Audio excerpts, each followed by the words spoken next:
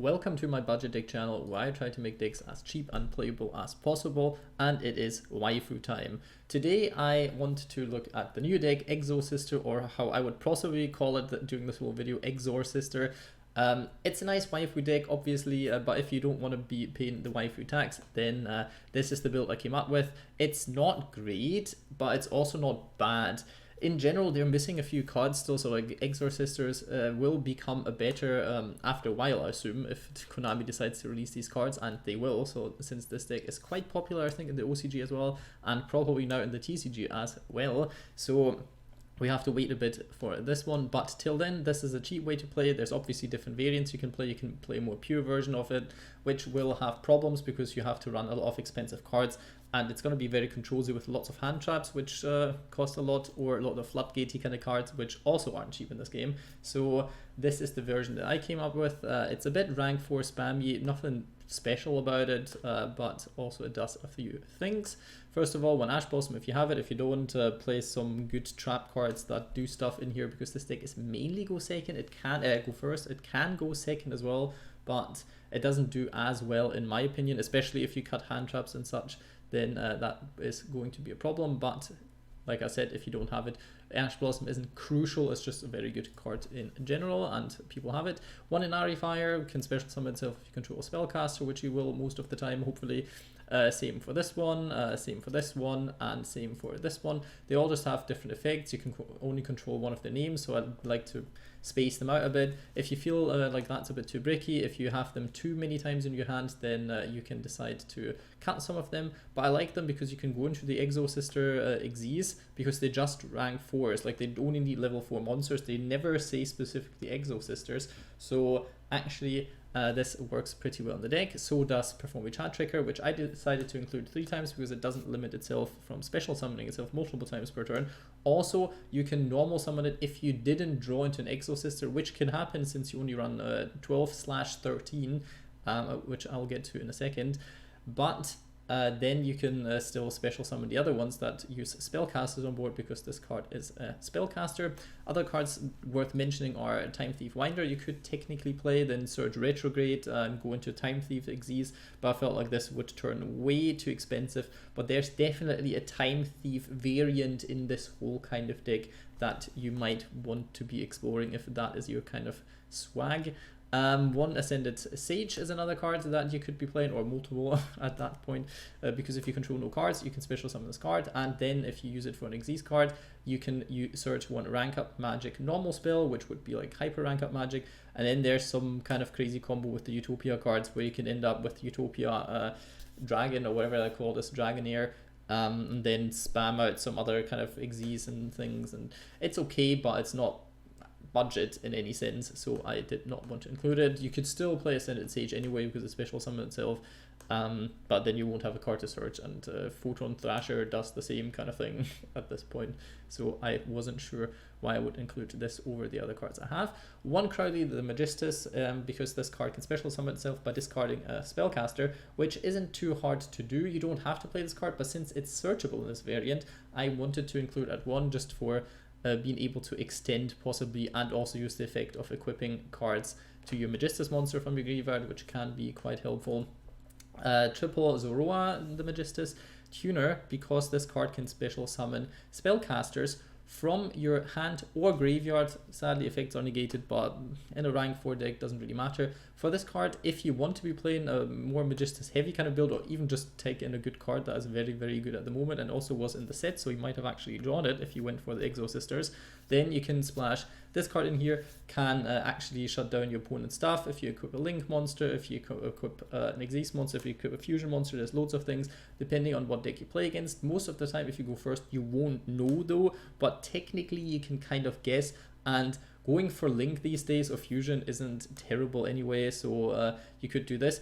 But if you want to be doing this, then for the effects, you kind of have to play 2 Artemis if you want to go for the Link shutdown, because mainly you will have used one already for Zoroa to Surge. You could cut this and just don't Surge and just equip one other card, so you still have the Link monster in, and then you can still Surge. So in theory, you actually only need 1, but I feel 2 would be a bit better then. So this card is very good to run with this, or any level 8 Synchro that is also strong, but I felt like none of the normal rares or the normal none of the normals or the rare ones were any good, so I didn't want to include any, but you obviously can.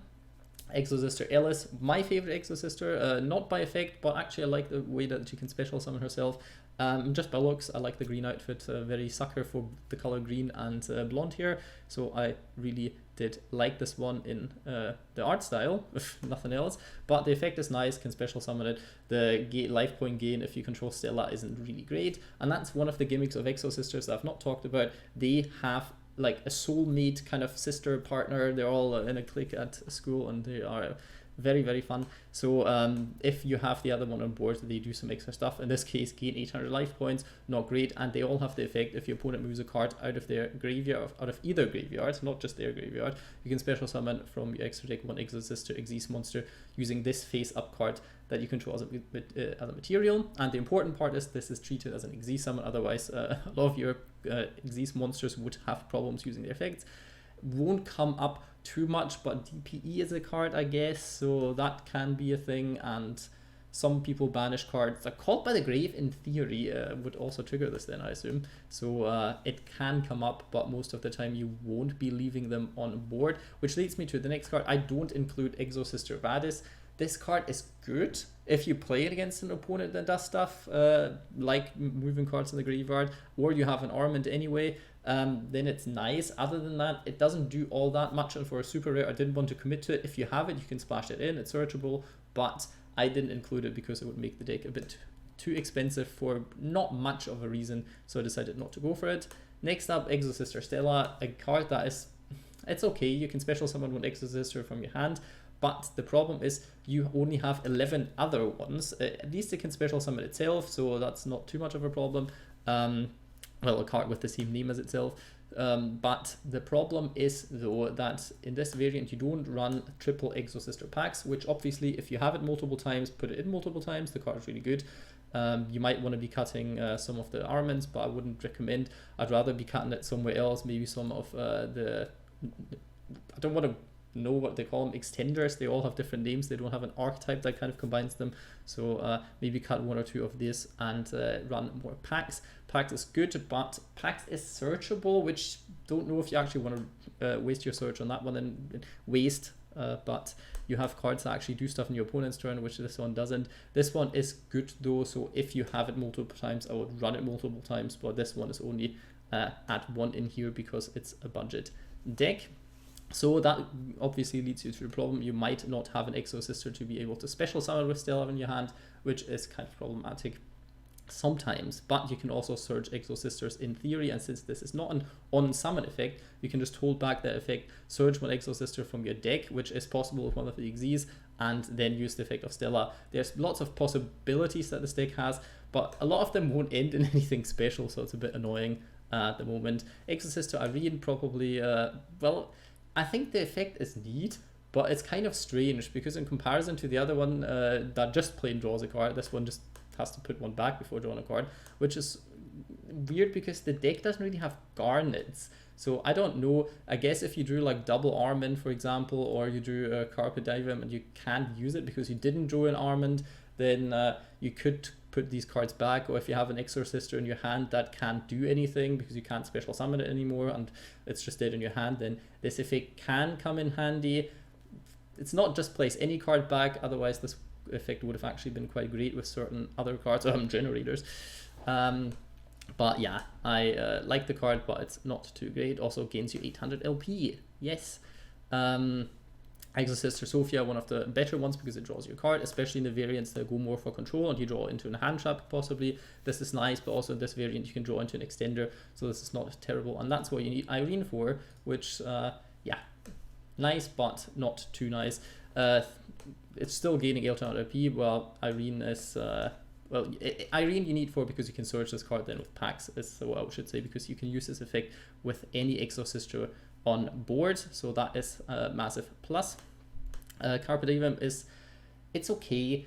Yeah, it's a bit gimmicky with this whole graveyard kind of stuff, but the effect of being able to shut down one of your opponent's cards can come in handy, but you need quite the setup at the moment to actually get this going. So I decided only to go for one, because you could search it if you already have an armament and then you know what your opponent is playing and you can really shut them down. Other than that, at one the card should be fine. Triple Forbidden Chalice, put any hand trap in here that you have instead of this one if you have good cards. This card is, well, that's a basic card. I like to include in most decks, especially if they're going kind of the control route. Helps you go in second, helps you go in first. What's not to like about Forbidden Chalice? Double or Nothing card or an engine that you could cut in this deck if you like to. I included the whole Double or Nothing engine because this deck doesn't really have damage, like not at all. And I feel like since you spam rank 4, so like it's nobody's business, this combo is actually kind of needed to close out games, and it did for some time. So you might have to invest into this combo, and it comes in handy in a lot of Magistus variants or in general rank 4 decks that I do also have on my channel, so you might want to be checking that one out.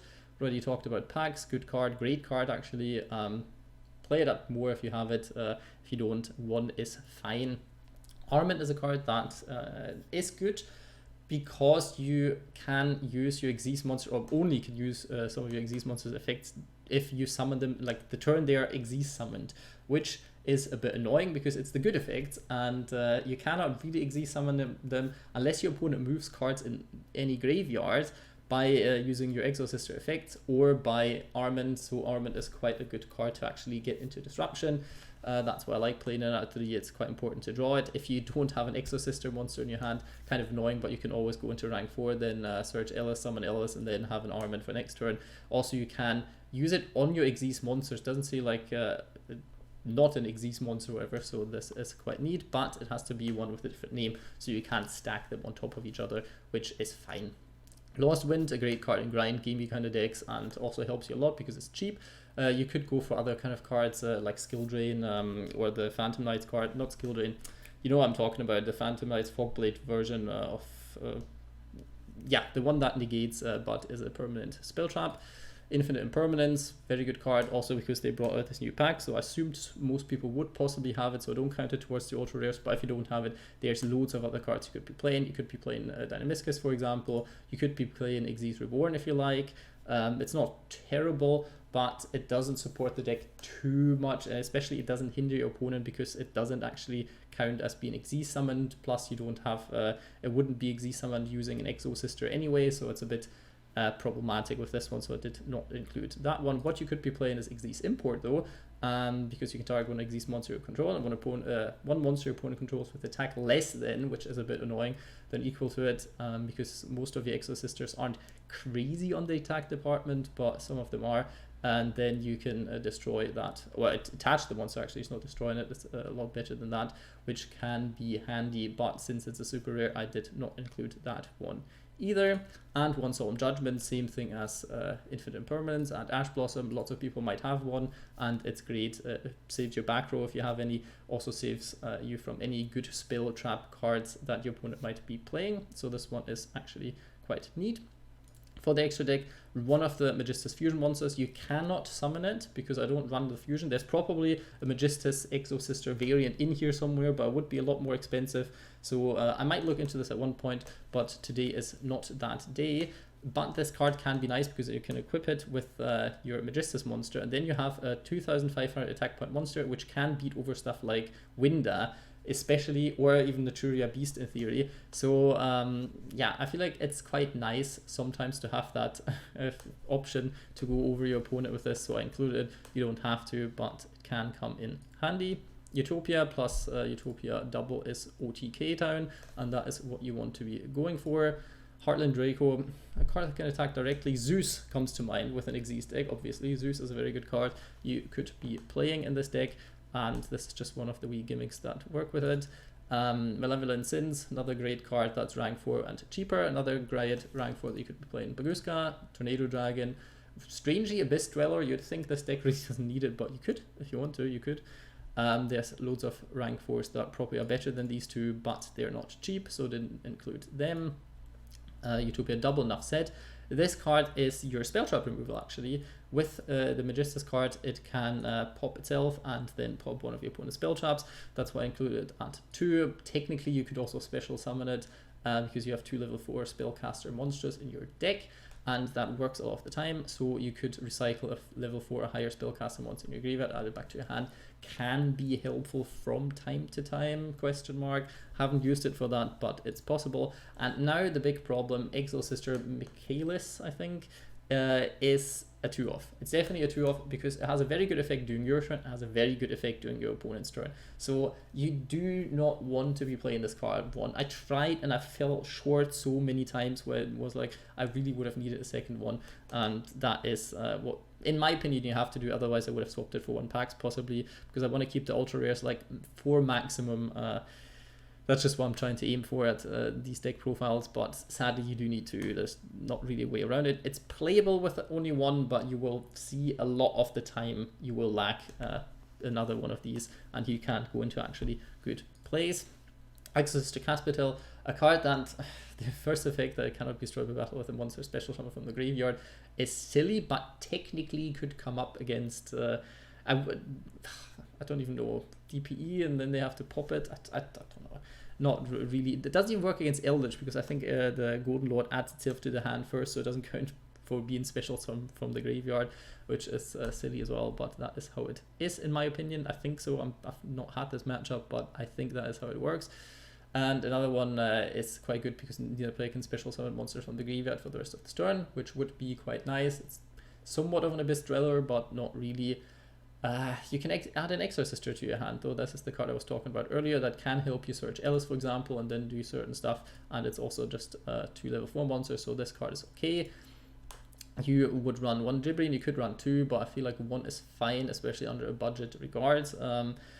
It's a disruption. That's just what it is. If you summon it during your opponent's turn, then this is a disruption. If it's not, yeah, then it boosts your Exis monsters. Not every monster. Exis monsters for 800 attack, 800 as well. Terrible, but yeah, has 2,800 defense points. Today it's really not my day. Yeah, great card, but not amazing. And last but not least, Exosister Asophiel is a card that does stuff. The effect at first is a bit better. It cannot be destroyed by the activated effects of monster special summon from the graveyard. Can be coming in more handy, I feel like, especially against stuff like DPE, but could still just run over it then. And neither player can activate card effects in the graveyard this turn is the actual cards that I was talking about, the Abyss Dweller if you want. Problem is it's neither player, so you have to watch out with Lost Wind, especially because this card activates in the graveyard, if I'm not mistaken. I think it counts as activation, and then it can set itself. So if you use this effect, a bit problematic. That's just what it is, but it's in general a good effect. Plus, this card during your own turn at least does stuff as well. You can target 1 monster your opponent controls, return it to the hand, which is very good. That's the deck profile. Hope you enjoyed it. Have a good day.